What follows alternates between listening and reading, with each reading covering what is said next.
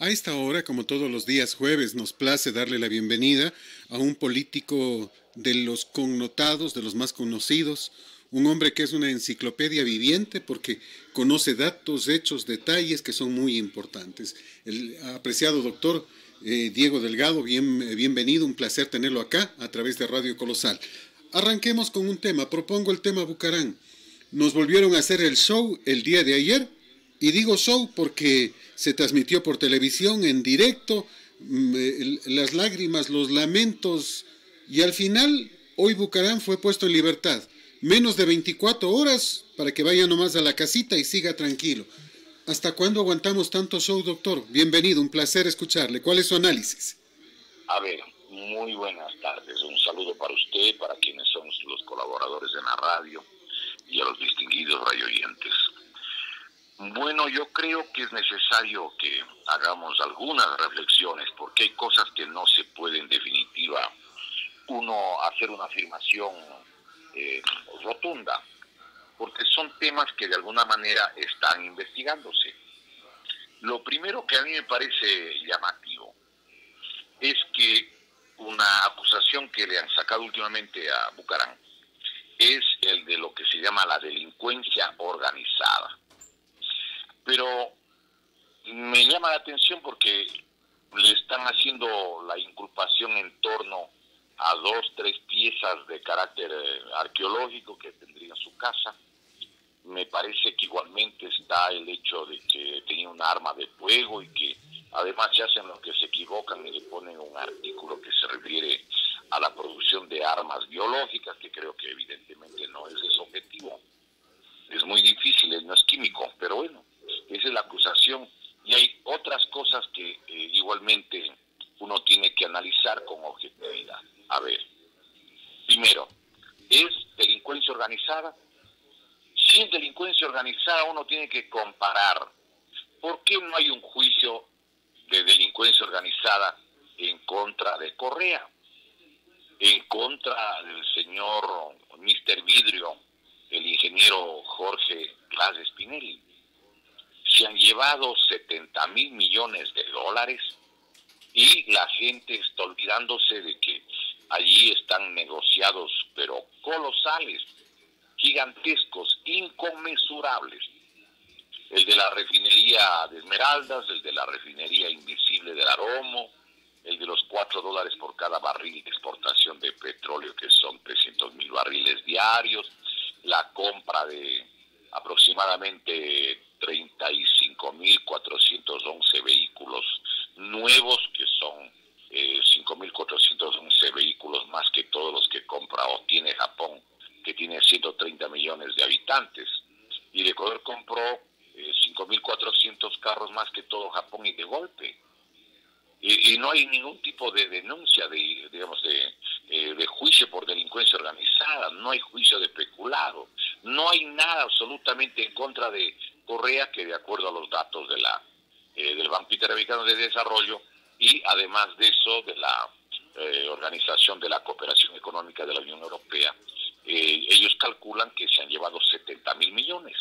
Entonces, claro, uno se pregunta y dice, ¿por qué allí no funciona tan bien la fiscalía? Y no es que estamos exonerando de culpa en el caso específico de Bucarán, pero yo creo que aquí es necesario hacer, no afirmaciones, pero algunas preguntas, hacer preguntas que vale la pena que alguien nos ayude a dilucidar. Es verdad que encontraron unas cajas de medicamentos en la casa del expresidente, pero se supone que eso era parte de lo que, al menos de lo que un sector de la opinión pública señala, es que eso tenía que ver con el suministro de medicamentos a casas de salud. La pregunta es, ¿por qué hasta ahora no se sabe, nadie conoce, nadie averigua, nadie precisa, por ejemplo, quién entregó los hospitales? Porque no creo que los señores asambleístas u otras personas, sencillamente ellos cada uno cogió un hospital, dijo yo me cojo este de Manta, este de Puerto Viejo para mí, otro vino y dijo yo me pongo a construir el de Pedernales o el de Bahía o el de cualquier sitio de no solo de Manabí, de Guayas y Los Ríos fundamentalmente, y el oro. ¿Quién dio? Nadie sabe. Se supone, por supuesto, pero si se cree que los legisladores por sí, antes sí cogieron, no me parece que eso es coherente. El que dio fue el gobierno. ¿Por qué no se sabe? ¿Quién tapa? ¿Quién averigua? Por eso digo, más que hacer afirmaciones, nos vamos a permitir hacer preguntas para que la gente reflexione, pues. Me parece interesante este punto para el diálogo. Por ejemplo, habría que hacer igualmente una reflexión sobre el fallecimiento del israelita que estaba preso. Esa era mi siguiente pregunta, o sea, ¿cómo es que puede morir alguien que está en custodia del Estado? Porque estando preso, de alguna manera está en custodia del Estado. ¿Cómo es que está inmiscuido un guía que dice el sobreviviente que los estaba pateando y que le estaba amenazando? ¿Cómo es que el director de la penitenciaría de apellido Reina les dijo a ellos que tenía un contrato sobre la cabeza de ellos y que tras eso estaba Bucarán? ¿Y cómo es que no pasa nada? A ver, allí habría que hacer algunas reflexiones. Primero, es evidente que, primero, en las redes hay una fotografía del israelita al que le matan con una pistola en la cabeza, no sé si usted vio. Pero el comentario que está en las redes, al menos en un sector de las redes, dice que le pusieron el arma para que el preso le llame al expresidente. A ver, aquí hagamos algunas reflexiones. ¿Quién tenía el teléfono del preso?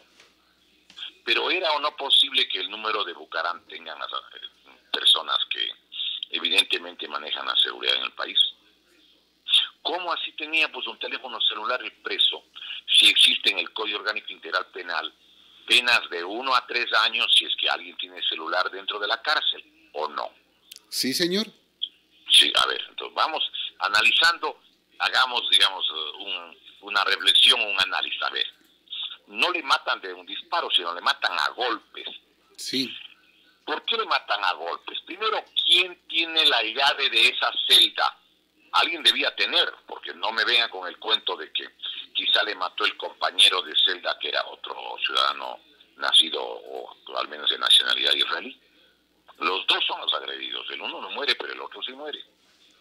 Entonces aquí viene la pregunta, a ver, no usan el arma de fuego porque es posible hacer o no una prueba balística, de carácter pericial y determinar quién disparó o de quién era el arma.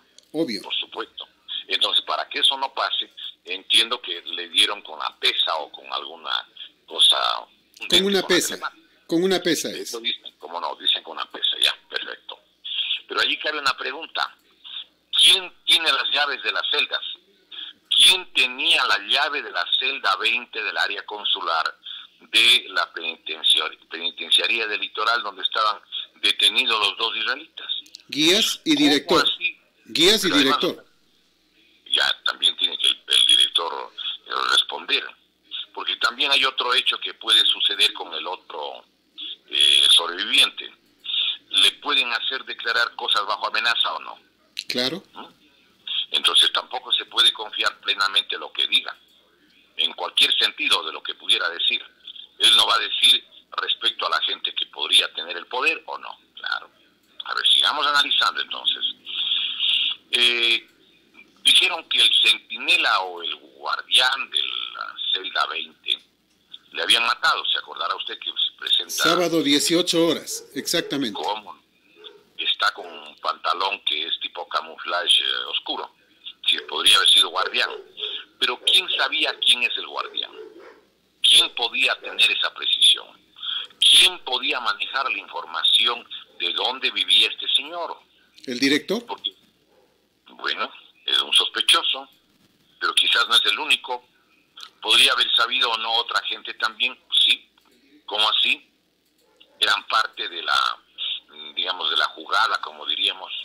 Recordemos que casi siempre, cuando existe un testigo que puede aportar información extremadamente peligrosa, a veces lo matan. ¿Qué pasó cuando le mataron, recuerde usted, al asesino aparente, que no era el único, eran varios, a Oswald? Lee Harvey Oswald El asesino Claro, de John F. Kennedy. Que le mata a Kennedy, pero le dispara desde el quinto piso, desde una especie de depósito de libros, pero la bala, para que haya un solo disparador, debería haber dado 36 vueltas, porque habían varios disparadores. Hay una película que sería muy bueno que la gente, quizás, creo que es unos 15, 20 años, no han dado esa película que se llama JFK, John F. Kennedy. John Fisher al Kennedy. Claro, la película dirige Oliver Stone, le hizo famosísimo en el mundo. Tuvo 14 menciones al Oscar, pero no le dieron ninguna. Una de las películas más impresionantes de la historia del cine, usted se debe acordar.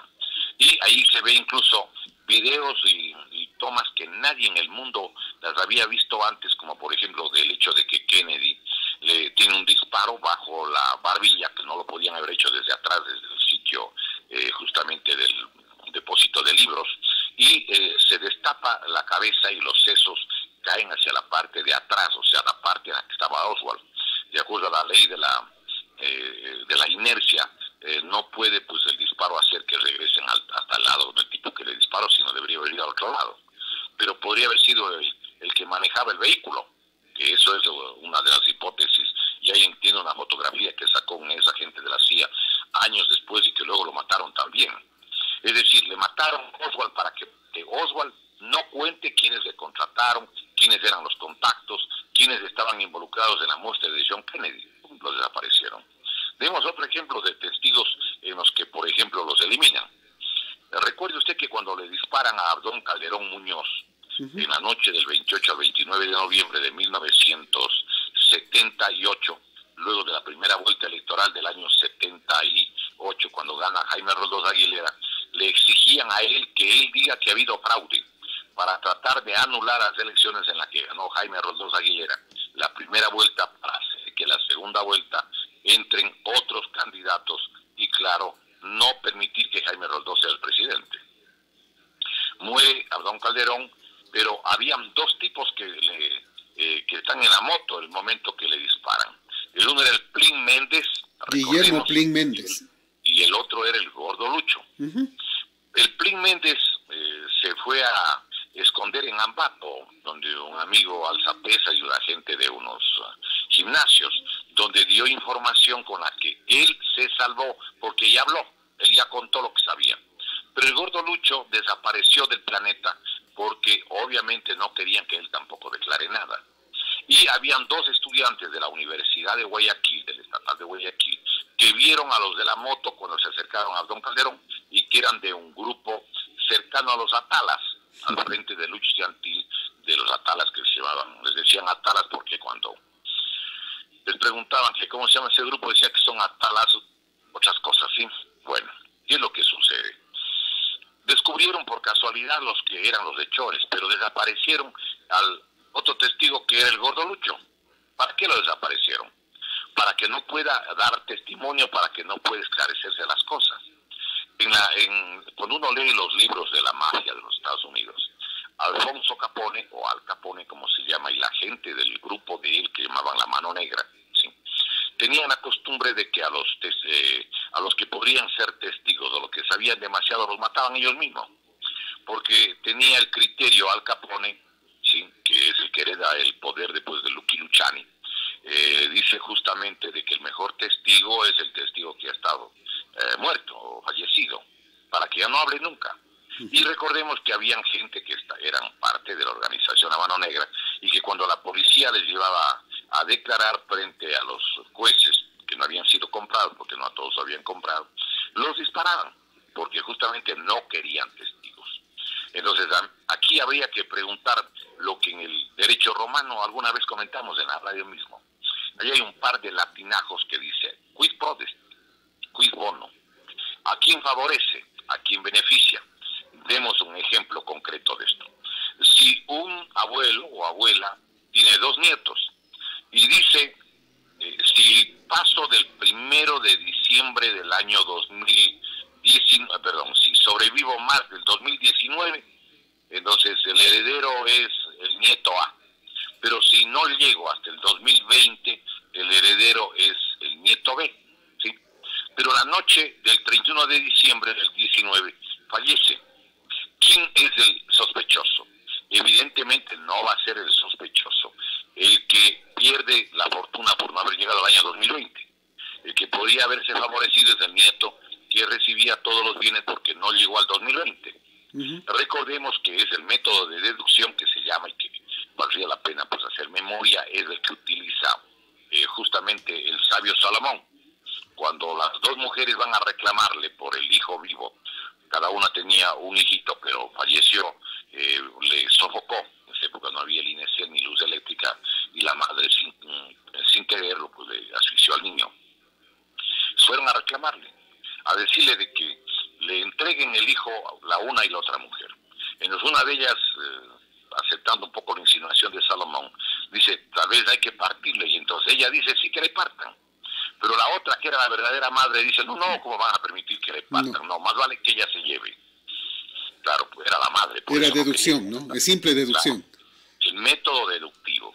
Entonces aquí hay que preguntarse, en torno al caso que estamos analizando y que usted ha puesto para la conversación, es lo siguiente, a ver, ¿a quién favorecía silenciarles a estos señores? Sale un elemento de juicio adicional. Los tipos tenían un juicio por disponer de credenciales de la DEA y que estaban falsificados. No habían sido auténticos.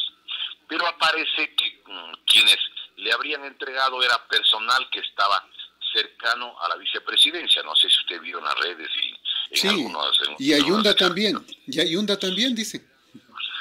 Bueno, habría que ver, porque se supone que todos ellos vivían en una casa de arriendo, en donde había departamentos de arriendo del Toño Valencia. Es decir, del futbolista.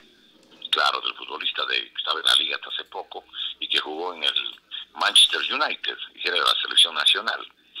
Entonces, allí vivían varias autoridades nacionales y otras autoridades, y ahí vivían los dos israelitas. Entonces, en esta reflexión de preguntas, porque no podemos hacer afirmaciones definitivas porque no tenemos los elementos de juicio completos, o solamente tenemos que hacernos en base a la información de la prensa o de los medios. A ver, allí habría que hacer unas preguntas. ¿Quiénes conocían dónde vivían? ¿Y cómo así luego le fallece el centinela o el guardián? ¿Es verdad o no es verdad de que el tipo al que lo matan habría sido el guardián de la celda? Porque eso está en las redes también, ¿sí? Y además, no sé si usted vio que el rato que le matan al tipo, hay un señor que está con camisa de cuadros y se va llevando el celular, no sé si vio eso. Sí, sí lo vi. Otra información que salió y que habría que verificar, primero, si la información es cierta, existe, y si hay que hacer una deducción también. Por ejemplo, ¿cómo se explica la muerte de un supuesto primo de uno de los el recluso que le matan, de uno de los israelitas, ¿se acuerda? Bueno, ¿cómo es eso? ¿Quién le disparó? ¿Quién le mató? ¿Quién se favorecía? ¿Quién se beneficiaba? Entonces allí pueden aparecer varios interesados en que no hablen los señores. Podrían tener interés la gente que podría mirar que sus hijos van a ir presos porque compraron de esos implementos, 1 o 2. A ver, pero también... ¿era delito comprar los implementos? Yo sigo sosteniendo de que los extranjeros no cometieron un delito al vender medicamento porque no está prohibido. El que compró tampoco comete un delito. El problema es que ellos reciben dinero en efectivo y quien compra los medicamentos aparentemente después puede ser ligado a la compra ilegal con sobreprecios de medicamentos a los hospitales, pero es el después, no el acto en sí mismo.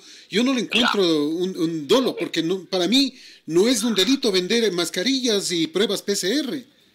Bueno, pero el problema es que venden con sobreprecio a los hospitales públicos. Ahí está el tema. Pero en esta venta... El dinero es público, el dinero es del Estado, del IES. Correcto, pero en esta venta particular le están vendiendo ellos a Bucarán, supuestamente, a Jacobo Bucarán. El problema es que ellos le venden y reciben dinero de contado. Y son detenidos de casualidad en un operativo con $100,000 en mano. Bueno, dicen que un poco más, pero... No, los otros 200,000 va la policía al departamento de ellos y de ahí, en donde estaban quedándose, y de ahí los recuperan, es decir, con 300,000 en total.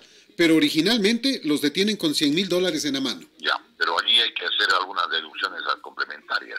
Por favor. Ese dinero, ¿de dónde salió? Claro, el problema es de dónde salió el dinero. Se supone que eso en el juicio tienen que aclarar.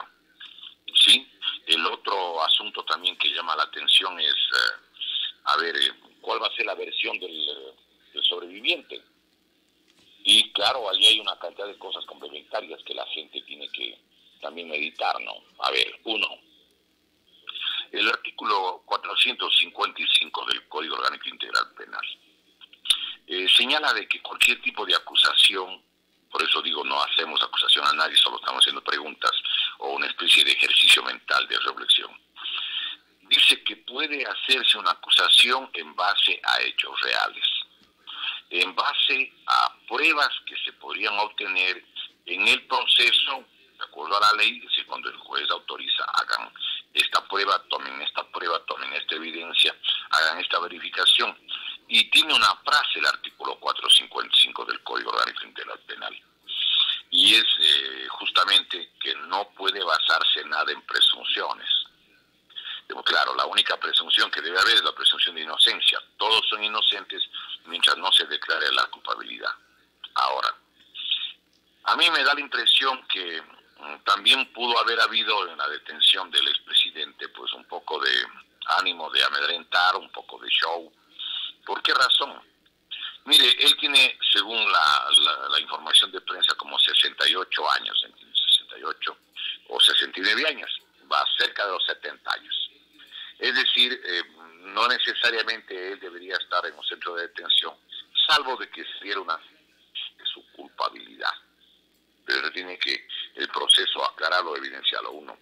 Y el segundo elemento, a mi modo de ver, es de que él ya está con ese aparato electrónico y además le han pedido que vaya todos los días al juzgado y se le dice incluso que lo que quieren es que le dé el COVID.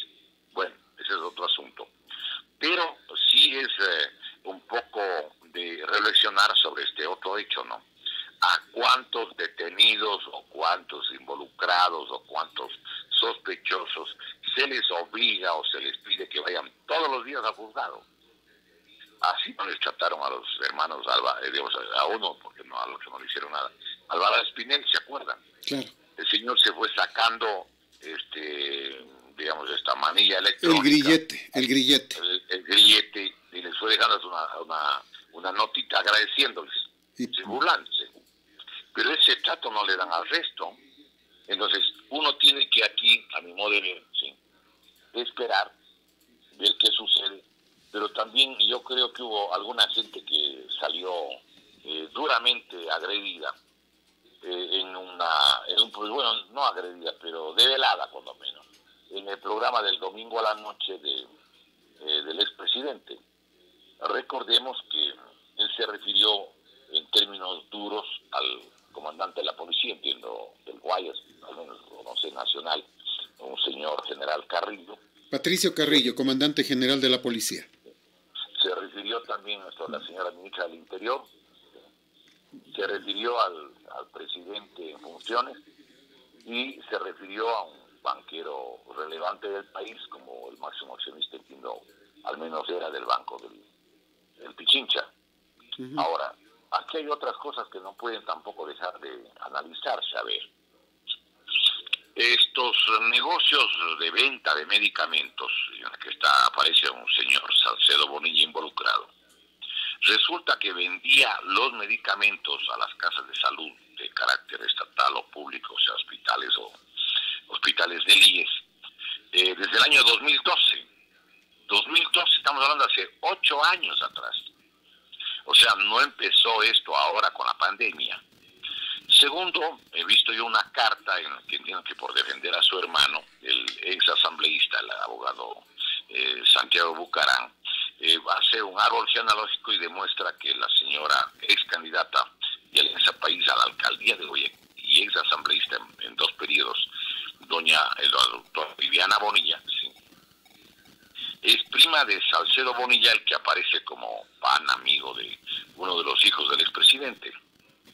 Entonces allí uno se queda, bueno, pensativo. ¿Qué pasa en las cárceles? ¿Quién controla las cárceles?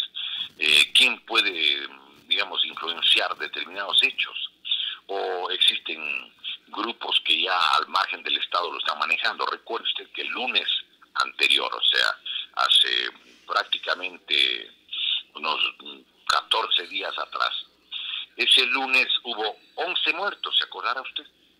En la pelea entre los lagartos y la banda... Y los choneros, aparentemente, sí. Sí, los choneros. Es verdad que había esa pelea, porque no solamente hay los 11 muertos, hay como 20 heridos. Otra pregunta que uno tiene que hacerse es, ¿cómo así tienen armas de fuego? Y a lo del celular podría hasta un poco comprenderse, es decir, la ansiedad, la angustia de hablar con la mujer, con los hijos, con algún cariñito, ese tipo de cosas podría entenderse. Ya, muy bien, metieron ese teléfono. Pero las armas de fuego, ¿cómo metieron? Porque además se supone que tienen espacios de detección de metales. Cuando un abogado va a cualquier cárcel, eso nos ha pasado a los abogados, le hacen sacar los zapatos, prácticamente le quitan todo. Si tiene un esfero con punta de metal, le hacen sacar hasta eso. Es decir, ¿cómo puede, si un esfero no puede entrar? ¿Cómo pueden meter revólveres? Incluso entiendo que había hasta un fusil. Otra vez vamos a los guías y otra vez vamos al director. Bueno, pero es que aquí hay que hacer una pregunta. ¿Y quién nombra al director? Pues acaso el director es, él va y se sienta. Alguien que tiene injerencia o poder político o capacidad de decisión en lo que significa el manejo del Estado, es el que tome esa decisión. Porque tampoco el director está allí porque sí. ¿Alguien le puso o no? Claro. ¿Alguien obedece? Claro, por supuesto. Otra cosa que a mí me ha llamado la atención en los últimos meses. Recuerde usted de que en el caso de la cárcel de Cuenca, en Turi, cerca de Cuenca, en la colina de Turi, la parte de atrás de la parte sur de la ciudad de Cuenca, en una noche ahorcaron como a 6 u 8 presos, ¿se acuerda? Claro. En una noche. Recuerde usted lo que fue un caso de conmoción nacional, los que violaron y asesinaron a una niña y que después supuestamente uno de ellos se ha suicidado y el otro ni se enteró. O sea, eso no lo puede creer nadie, pues. Eso es un tipo que cometió ese abuso en Loja y dice que para salvarle le llevaron a Cuenca, al Turi, a la cárcel de Turi. Y en la cárcel de Turi, justamente, no sé cómo se suicidó él, pero es un poco difícil de entender esa supuesta posibilidad o esa hipótesis. Entonces uno se pone a preguntar, bueno, ¿qué pasa? ¿Quién manda en el país? ¿Qué estructuras organizativas existen? Ayer hubieron 2 muertos en la cárcel de Cotopaxi, otra vez. Bueno, ahí el problema es, mire, hay un dato que vale la pena que la gente medite, o 2 datos importantes. El primero, el Ecuador no tenía la mitad de habitantes que hoy tiene la República, en el año 2006-2007. Ya. Pero supongamos que se hubiese duplicado, cosa que no creo que ha sucedido, ¿sí? Estamos en 17 millones, yo entiendo que en esa época estábamos con 8,5, 9 millones. Ahora estamos con 17.800.000. Es decir, la población se duplicó, o cerca de duplicarse. No creo que se duplicó, pero bueno. Hagamos para el cálculo esta reflexión. Segunda reflexión, si se duplica la población, cosa que no pasó realmente, ¿cómo entendemos que el número de presos se multiplicó por más del 500%? Recuerde usted de que el número de presos, de detenidos en el Ecuador era alrededor de 7.800 a finales del 2006, a inicios del 2007. Ahora estamos más de 30.000, ¿no? No, más de 42.000 presos. Caramba. Si hubieran sido 8.000 los presos y fueran 40.000, ya sería el 500%, pero con una población que no se duplicó. 1, 2. Yo quisiera que reparemos el tipo de legislación que también se produce a este nivel, que me parece importante que la gente reflexione, y esto es importante analizar. A ver, primero, el número se multiplica, pero también el Código Orgánico Integral Penal ahora tiene nuevas penas, nuevas figuras y nuevas exoneraciones de, digamos, incluso de sanción. Antes era mucho más grave robar al Estado, ahora es menos grave. Cuando en 1984 al 88 el señor expresidente, el ingeniero León Férez Cordero, él quiso 3 veces subir la pena, que era de 16 años de prisión, a la pena, recordemos, de 25 años, de 25, de 16 a 25. Y no le dejaron hacer eso, sobre todo ¿por qué razón? Porque decían, las salas penales maneja el Partido Social Cristiano. Por lo tanto, si es que ellos van a poder meter 25 años de prisión, pero los jueces son socialcristianos, no cabe, porque ellos van a ser juez y parte, y ellos van a meterle en la sombra al que les dé la gana. Pero llegó el economista Correa, y no es que subió a 25, que era lo que aspiraba Férez Cordero, él subió a 40 años, acuérdese. ¿Dónde, en qué norma se establece justamente la prisión de los 40 años acumulados? Pues eso lo estableció en el Código Orgánico Integral Penal, en el artículo 55, que es importante darle con toda la precisión. ¿Por qué? Porque hay gente que cree pues que se dicen cosas que no tienen sustento. No, señores. Lo que no pudo hacer Férez Cordero, lo que no pudo hacer Yamil Mahawad, lo que no pudo hacer Gustavo Noboa, lo que no pudo hacer Sixto Durán Ballén, que son gobiernos que se suponía están en la derecha y son de carácter represivo, lo hizo un gobierno disfrazado de izquierdista, pero que era funcionario de Férez Cordero, funcionario además del mismo régimen de Sixto Durán y de Alberto Dají, pues el economista Rafael Correa. Y mire las normas que dejó por ir, entre otras. El artículo 55 del Código Penal, en la acumulación de penas, dice claramente, la acumulación de penas privativas de libertad procede hasta un máximo de 40 años. Y yo quisiera referirme a las multas, porque las multas que se establecen ya con el gobierno del economista Correa, también llegan a 1.500, óigame, 1.500 salarios básicos unificados. Alguien puede decir, eso no es cierto. No, señor, revisen el artículo 70, artículo 70 del Código Orgánico Integral Penal, el COI, y mire lo que dice en el numeral 15, el artículo 70. Si algún abogado nos está escuchando, o algún estudiante de Derecho, o alguien tiene el Código Orgánico Integral Penal en su casa, lo puede comprobar y verificar lo que vamos a leerles, porque tengo aquí el código en la mano. Mire, dice en el punto 15, en las infracciones sancionadas con pena privativa de libertad de 26 a 30 años, se aplicará la multa de 1.000 a 1.500 salarios básicos unificados del trabajador en general. 1.500 salarios básicos son como $600.000. Hay que preguntarse, ¿un preso podrá conseguir $600.000 en la prisión? Salvo que tenga fuera y que sea parte de una organización quizás mafiosa y haya participado en algún delito de ese género. Pero yo quisiera, por ejemplo, recordar otro artículo que la gente por lo general olvida y que está vigente. Mire usted, es el artículo 282. Este es un artículo que en realidad lo podrían aplicar cuando les dé la gana en contra de la gente del pueblo. Una señora que está en el mercado y no le obedece al comisario o no le obedece cualquier funcionario público a su autoridad competente o no le cumple determinadas cosas a la autoridad, porque ahora además ya no hay delito ni siquiera de prevaricato. Antes había el delito de prevaricato para cualquier funcionario público que viole la ley. Mire lo que dice el artículo 282 en el primer inciso del Código Orgánico Integral Penal. Por eso digo, lo que Correa hizo no pudo hacer, no le permitieron ni a Férez Cordero, pero disfrazado de izquierdista, y mire lo que dejó haciendo. Es toda una legislación de carácter fascista, punitiva. Mire, dice, incumplimiento de decisiones legítimas de autoridad competente.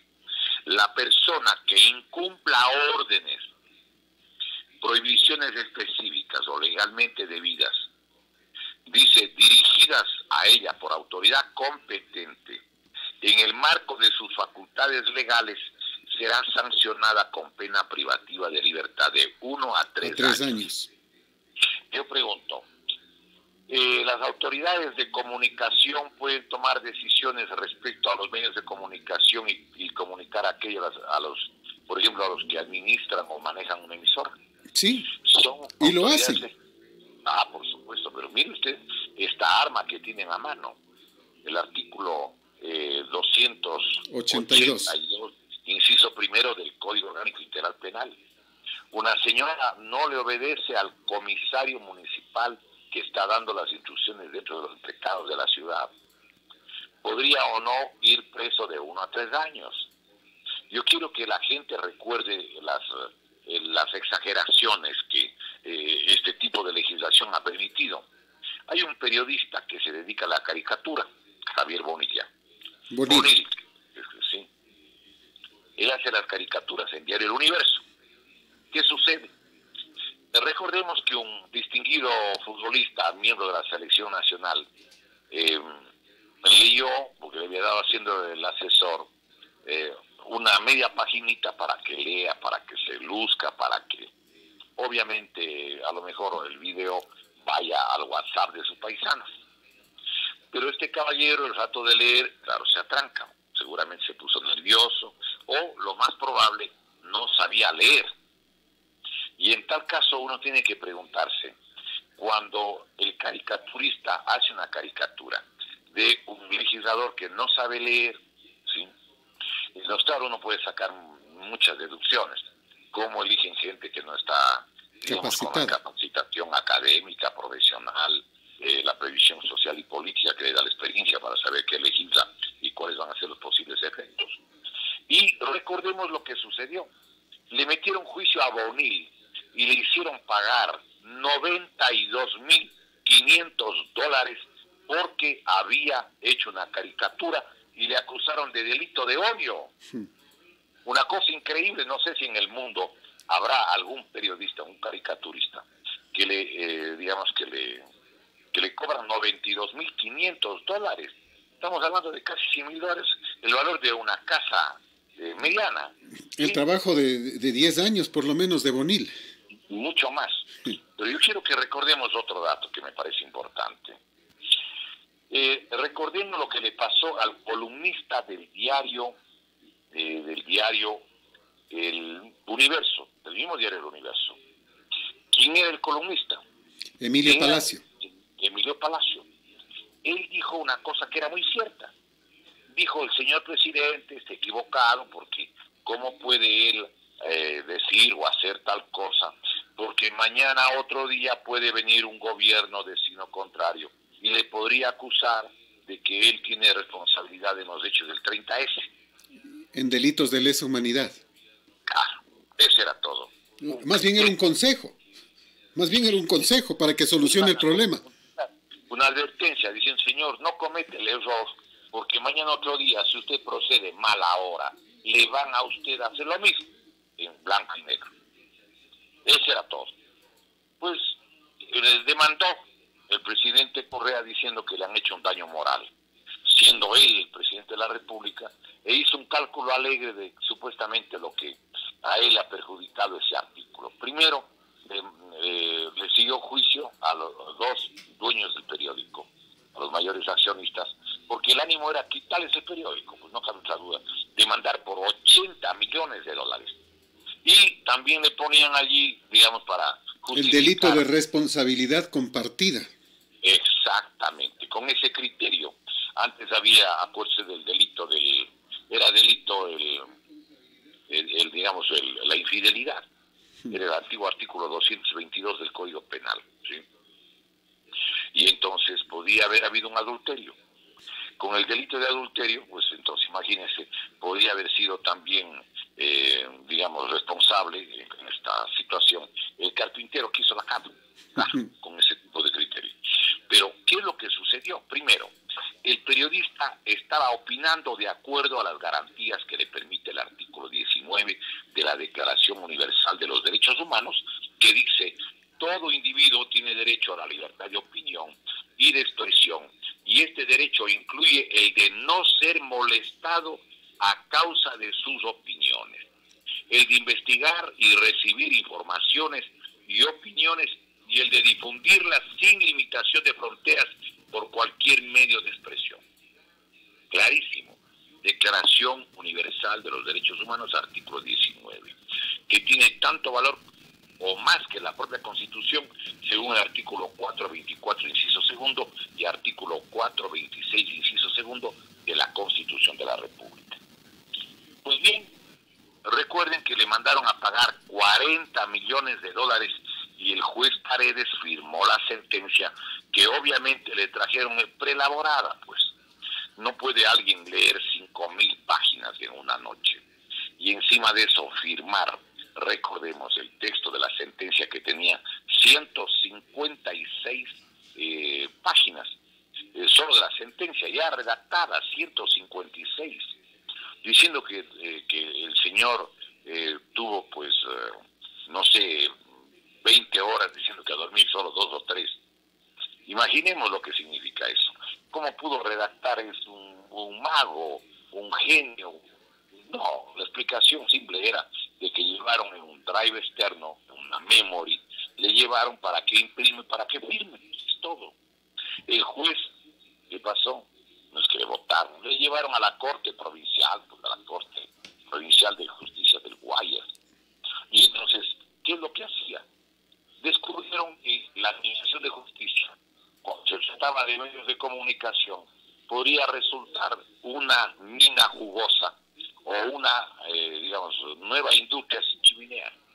Porque claro, con sentencias podían, por ejemplo, dice que habían comprado un listado, el Banco de Pichincha, y que con ese listado aparecía allí que había tenido alguna deuda, algún problema económico, el economista Rafael Turré, pero habían comprado la lista de los morosos a otro banco.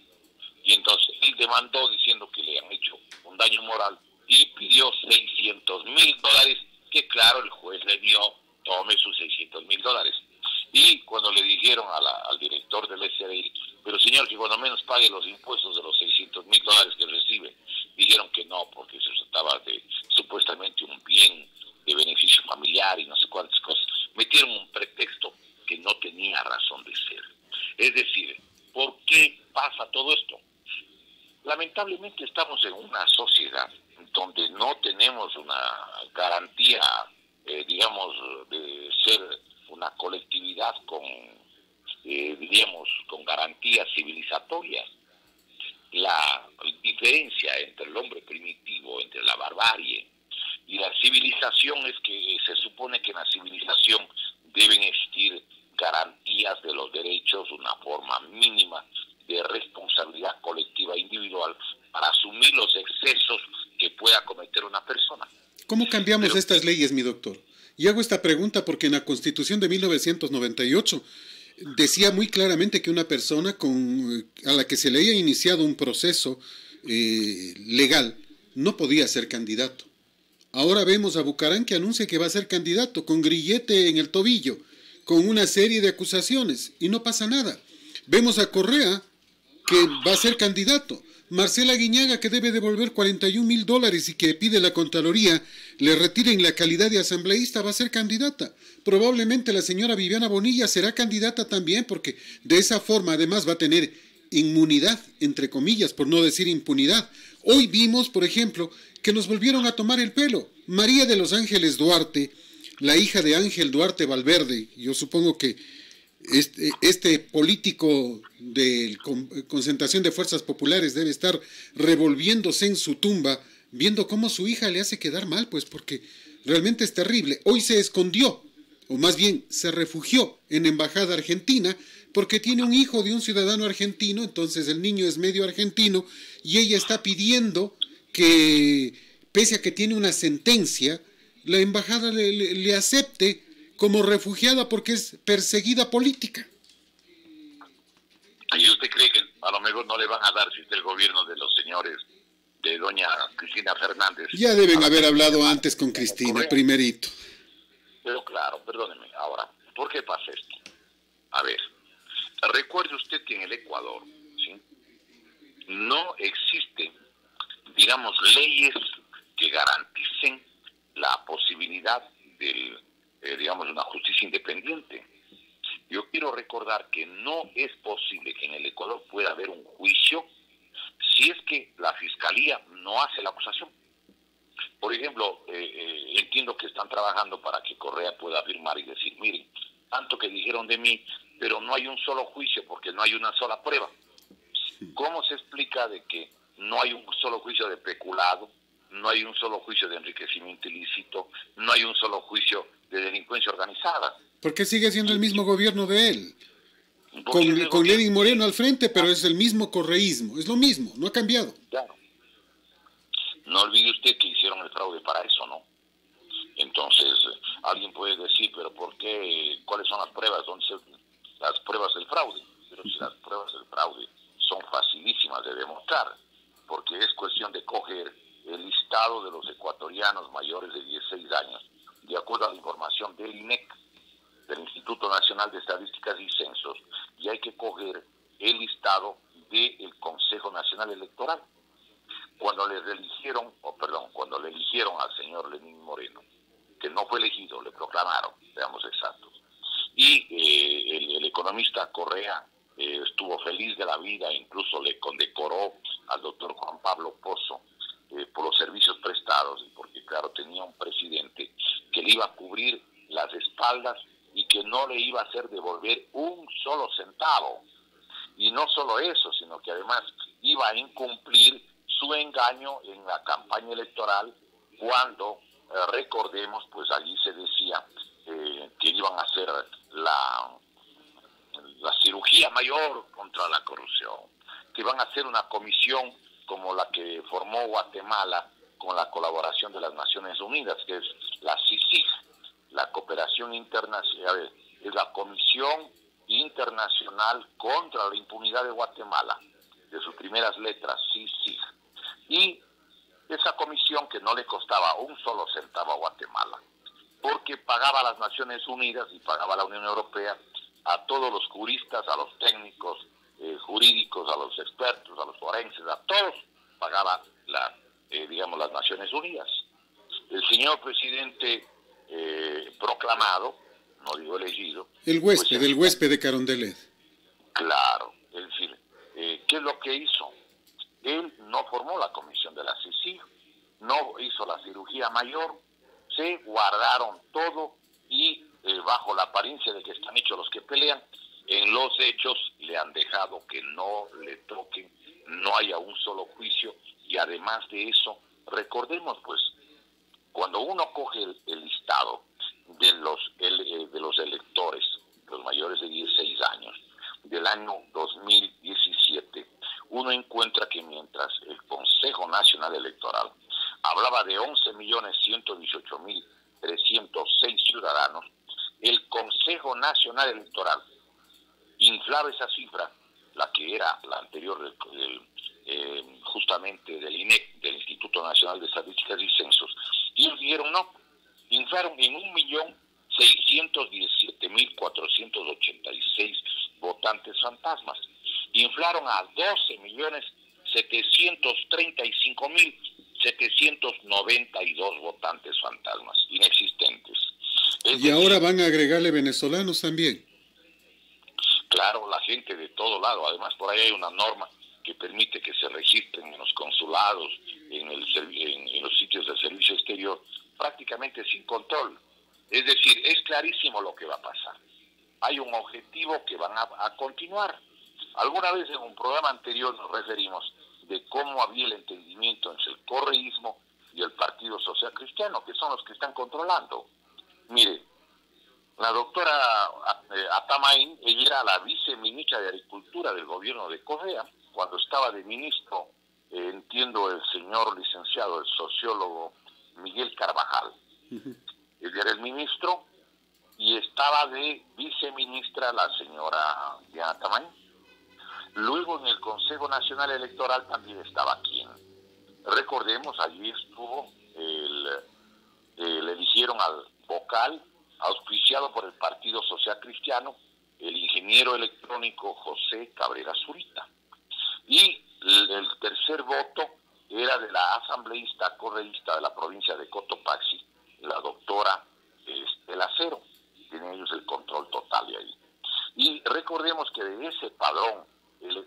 inflado, en la provincia del Guayas metieron 283.715 votantes fantasmas, inexistentes. En la provincia de Pichincha, recordemos, metieron 250.783 votantes fantasmas. En el caso de la provincia de Manabí, recordemos, metieron 181.714 votantes fantasmas. En el caso de la provincia de La Suay, metieron 103.188. En el caso de la provincia de Tungurahua, estamos hablando con la gente de ahí, inflaron en 65.313 votantes fantasmas. ¿Por qué? Porque mientras el INEC, el Instituto Nacional de Estadísticas y Censos, con que tienen los datos de todos los nacimientos y los fallecimientos prácticamente al día, ellos dijeron hay 396.733 personas mayores de 16 años. Pero eso no le tomó en cuenta el Consejo Nacional Electoral. Dijo, no, son 462.040. Sí, señor. Y claro, yo quiero que recordemos algo. El INEC era porque ahora es una oficina que está en la Presidencia de la República, desde el día 13 de mayo del 2019, por el decreto 732 del señor licenciado Lenín Moreno. ¿Qué es lo que sucedió? Recordemos. Acontece que con los datos del INEC, ellos pueden ahora tranquilamente hacer lo que deseen, porque nadie les controla, ya el INEC no tiene independencia. Y entonces la votación que van a hacerla, la harán de cualquier manera. Yo incluso antes de las elecciones yo dije, miren, está amarrado. Van a tratar de dar la imagen de que hay la mitad del país quiere votar por los señores socialcristianos y por la gente de Nebot, y que la otra mitad quiere votar por Correa. Y yo estoy seguro, óigame, que aunque no tengan los votos, llevarán a la segunda vuelta al candidato de Correa o a quien quiera. ¿Y quién será? Sonnenholzner. ¿Y quién será? Sonnenholzner, que sería cercano al socialcristianismo, que sería cercano al correísmo, porque, a ver, Correa puso a Moreno y Moreno puso a Sonnenholzner. Entonces, si A es igual a B y B es igual a C, entonces A es igual a C, pues. Bueno, ahí habrá que ver qué pasa, porque el asunto de las... Y además Sonnenholzner es cercano a los Bucarán también, porque es primo de Alfredo Adún Ciadé. A ver, Alfredo Adún es primo hermano de la mamá de otro Sonnenholzner. Sí, señor. Pero yo creo que... Y la esposa es sobrina, por eso pasa a ser sobrino político. Pero a ver, yo creo que allí hay algunas cosas que hay que meditar. Primero, el Partido Social Cristiano va a poner uno de los finalistas, a quien él escoja.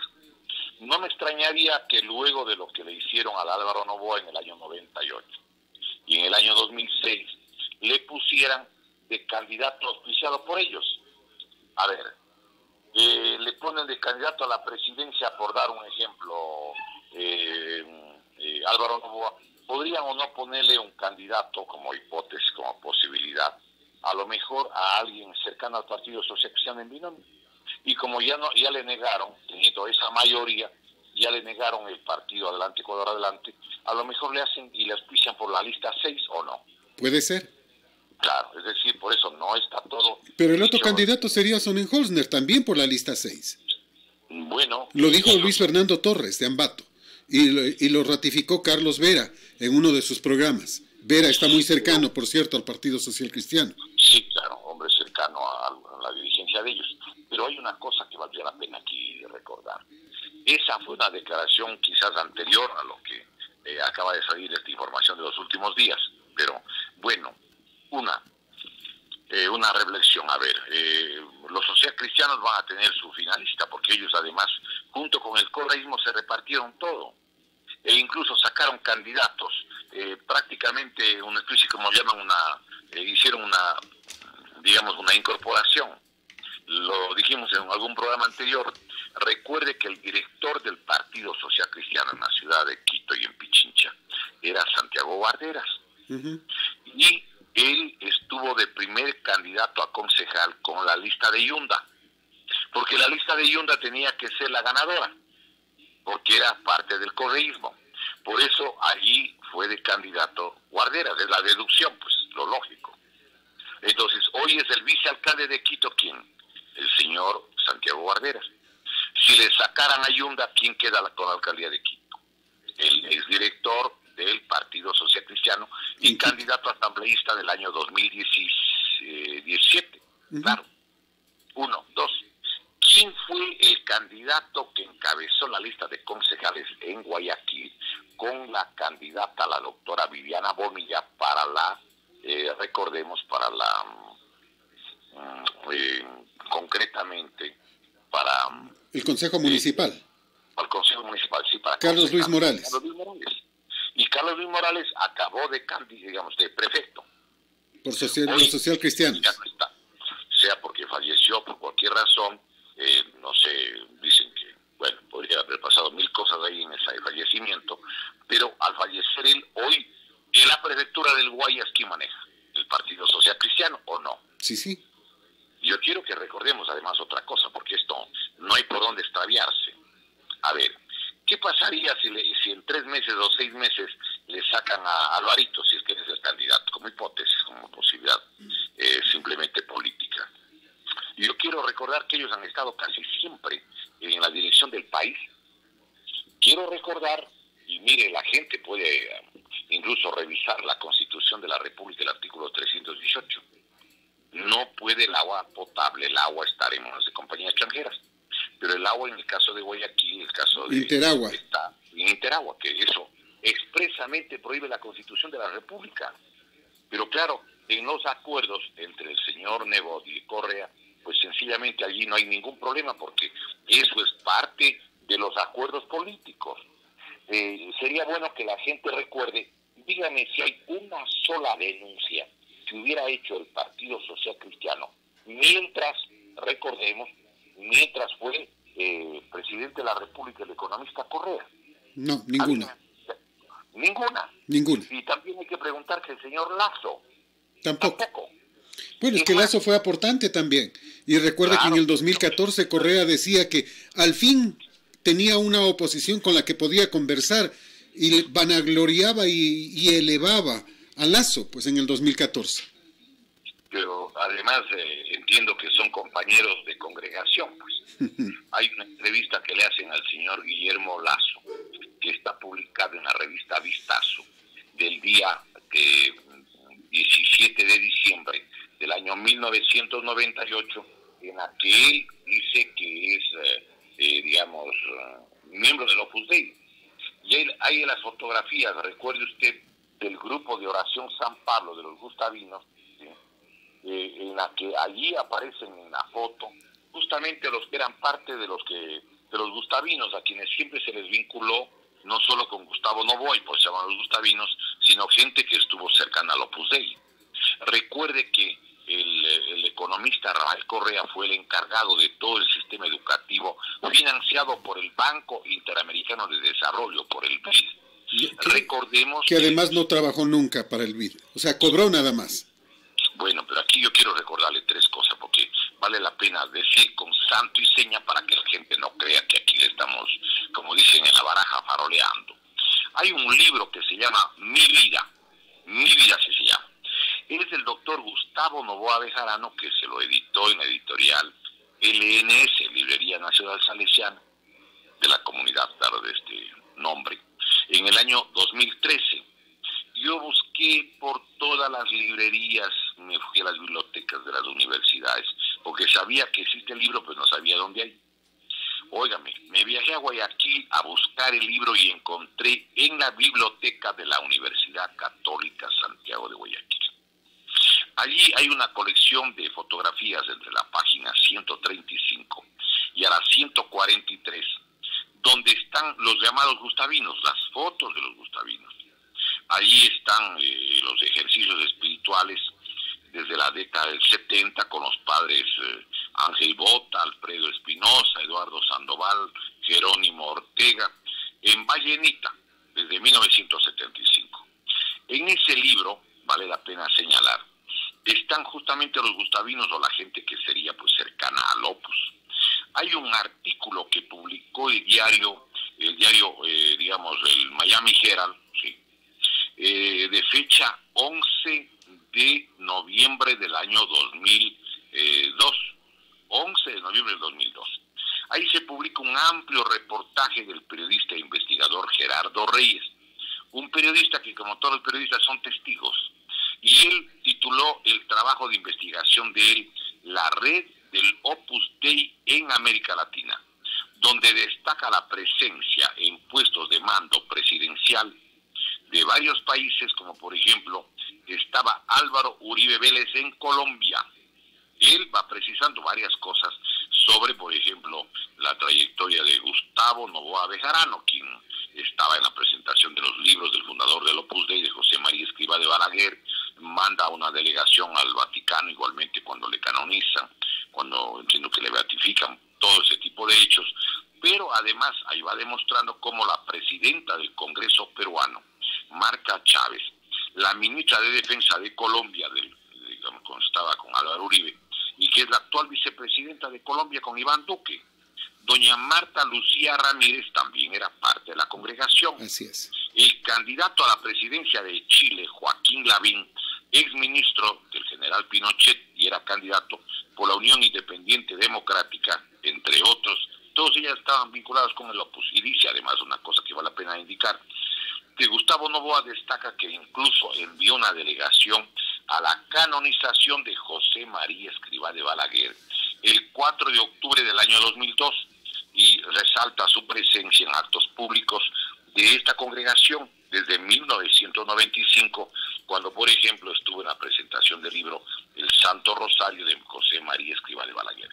Pero en este colectivo de jóvenes que se forman entre los gustavinos, allí aparecen en las fotos Rafael Correa, Fabricio Correa, junto a Alberto Dají y otras personas que fueron dirigentes de la famosa Revolución Ciudadana. Es decir, la gente vinculada al Opus, que es una tendencia de derecha, vale la pena identificar el pensamiento del economista Dají un poco para guiarse, ¿sí? Ellos eran parte de la juventud de la derecha católica del Ecuador, pues. Y hay, además de eso, vale la pena indicar, ¿sí?, que no es eso, podríamos hacer relación de todos aquellos datos de quienes no están junto con Rafael Correa, Alberto Dají, Paul Flor, Víctor Almeida, porque tengo aquí la copia de la fotografía justamente aquí en uno de los libros y podría ahí hacer relación. Pero también hay una cosa que me parece bien importante. Hay un segundo testimonio documental, oigan esto. Es el libro que se llama El Séptimo Rafael, de Mónica Almeida y de Ana Karina López. Es de la editorial Aperimus, o Aperimus, no sé dónde le pongan el acento, publicado en el año 2017. Y a partir de la página 112 y siguientes, consta una colección de fotografías de los gustavinos. Allí está Rafael Correa, Alberto Dají, Fabricio Correa y otros dirigentes de la plana mayor de lo que llamaríamos pues la juventud cercana a los simpatizantes de José María Escrivá de Balaguer y del Opus, pues no nos estemos dando vueltas en esto. E incluso yo quisiera que recuerde la gente una entrevista que le hicieron a Gustavo Noboa y le dijeron, ¿cuántos hijos tiene usted? ¿Se acordará? Sí, sí. Y él respondió, tengo 6 hijos biológicos, tengo decenas de hijos espirituales y entre estos unos 3 o 4 hijos de P. ¿Sí se acuerda, no? Sí, lo recuerdo. Cuando se refería a Rafael Correa, esencialmente. Entonces yo pediría que, por ejemplo, la gente que tenga dudas, coja el libro, pues El Séptimo Rafael, de Mónica Almeida y de Ana Karina López. Que es muy interesante, por cierto. Ah, sí, claro. Que cuenta una especie de maldición a todos los de la familia que tenían el nombre de Rafael. Por eso El Séptimo Rafael, pero además, pero es una cosita. Allí, la investigación que hacen las periodistas, conversan con estudiantes y dirigentes estudiantiles del gobierno de Febres Cordero. Y el tipo que se oponía, óigame, a que salga cualquier tipo de condena a Febres Cordero, era Rafael Correa. Favor, ahí está el libro, me parece que es por la página 78, por ahí. Podría incluso buscar, porque por ahí está el libro, y le podría dar hasta con las columnas. Yo se me acuerdo, habiendo leído eso, y hay cosa adicional, pues verá. Hay un tercer documento que la gente puede guiarse para que vean el origen de derecha, de extrema derecha de Correa en la política. No me vengan con el cuento que eres un hombre progresista. ¿Qué progresista si es el que ha entregado toda la riqueza nacional a las corporaciones extranjeras y a las multinacionales? Esta tercera fuente es una entrevista que le hacen a Gustavo Noboa, titulada "La vicepresidencia debe ser eliminada". Consta en la revista Vistazo, desde la página 10 hasta la 13, de la edición precisamente del 25 de abril del año 2019. Es el número 1240, la revista Vistazo. Y ahí están todas las fotografías de los gustavinos, donde está Correa junto a Dajic. Y recuerde la gente una cosa que me parece importante. ¿Quién le da el nombramiento para que sea funcionario educativo a Correa? Le da precisamente Alberto Dajic, pues. Claro. Y eso está incluso, hay una hoja de vida que circuló entre los industriales de Guayaquil, donde dice que entre 1992 a 1993, el director administrativo financiero de los proyectos de educación financiados por el Banco Interamericano de Desarrollo en Quito, la gerencia administrativa y financiera, la manejaba Rafael Correa. Y él dice que manejaban 110 millones de dólares y un equipo permanente de 120 personas. Yo quiero que recordemos que Sixto Alfonso Durán Ballén Cordobés era el afiliado 0002 del Partido Social Cristiano, y que junto con Camilo Ponce Enríquez colaboraron y manejaron la política nacional desde 1952, cuando llega a la presidencia el doctor José María Velasco Ibarra, a la tercera presidencia, y donde el ministro de Bienestar Social era el señor licenciado Jaime Nebot Velasco, padre de Jaime Nebot Sadi. Vale la pena recordar todo esto porque incluso... Sin embargo, Correa fue muy hábil, porque llegó a la presidencia de la República disfrazado de izquierdista. Pero con el apoyo de ciertos sectores que estaban allí, pues un poquito agazapados para poner el hombro. Algunos socios listos, no socialistas. De todo lado, usted sabe eso, ¿sí? Ahora, hay un registro oficial que yo quisiera pedirles que la gente que tiene acceso al registro oficial, porque tiene pues determinado tipo de posibilidades, entre al registro oficial número 23 del día jueves 10 de septiembre del año 1992. Número 23 del 10 de septiembre de 1992. Y allí va a encontrar en la página tercera justamente el nombramiento que le hace quien. Entiendo yo, en mi suposición, de que si son parte de la misma congregación, el uno le ayudó al otro, es decir, Dajic le ayudó a Correa. Y luego recordemos que en cambio, ¿quién le trae a Dajic desde los Estados Unidos haciendo que dé un informe en el sentido que supuestamente no hay culpa alguno que dio quién? Dio Carlos Poli Fagioni. Claro. Es probable que ese documento ya no exista, porque para eso quemaron la Contraloría, ¿sí?